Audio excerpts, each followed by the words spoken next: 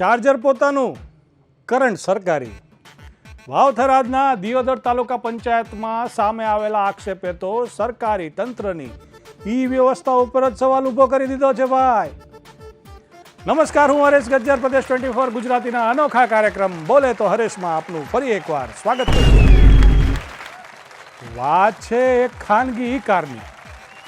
Car ખાનગી, charger ખાનગી, પણ જે વીજળીથી એ કાર ચાર્જ થઈ રહી હતી ને એ વીજળી સરકારી.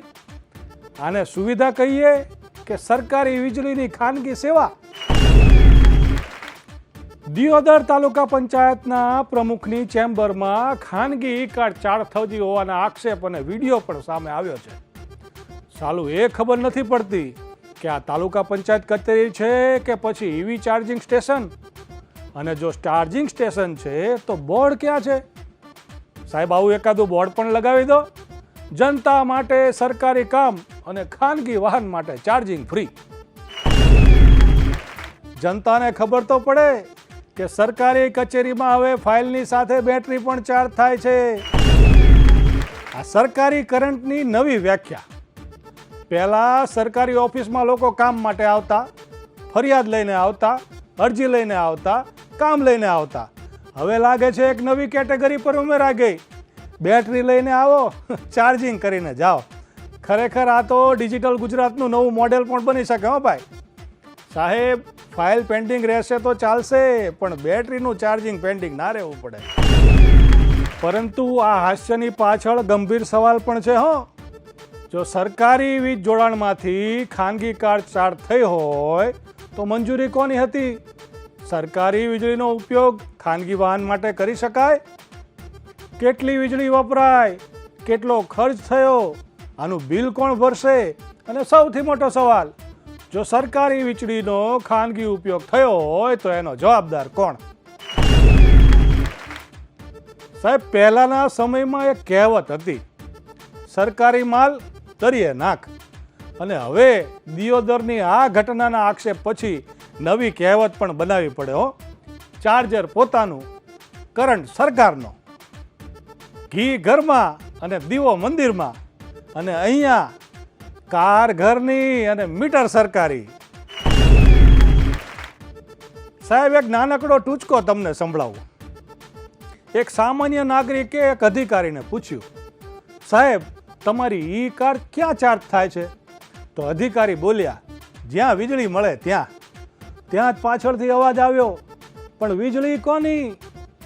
પાછળથી જવાબ પણ આવી ગયો, એ તો તપાસનો વિષય છે. અરે સાહેબ, કારની બેટરીમાં કેટલું ચાર્જ છે ને એ તો મોબાઈલમાં પણ બતાવી દે છે, પણ સરકારી વીજળીનો હિસાબ કોણ બતાવશે? તંત્રને સૌથી મોટો ચાપખો. જો સરકારી કચેરીમાં સાહેબ જનતાના કામ થાય, ખાનગી વાહનોના ચાર્જિંગ નહીં. સરકારી વીજળીનો દરેક યુનિટ જનતાના પૈસાથી આવે છે, એટલે એક યુનિટ પણ જો ખાનગી લાભમાં ગયો હોય ને તો સવાલ તો સાહેબ થશે જ. આજે ઈ કાર ચાર્જ થઈ તો કાલે કોઈ કહેશે મારી બાઇક પણ લગાવી દઉં, વળી પાછો બીજો કોઈ કહેશે કે મારું એસી પણ અહીંયાથી ચાર્જ લઈને ચલાવી દઉં, અને પછી તાલુકા પંચાયત કચેરીનું બોર્ડ બદલી લખી દેવું પડે તાલુકા પાવર સ્ટેશન. આ તમામ મામલો સામે આવ્યા બાદ ટીડીઓ સાહેબ ચેમ્બરમાં પહોંચ્યા અને ઈ કાર્ડનું ચાર્જર હટાવ્યું હોવાનો પણ વિડીયો સામે આવ્યો છે.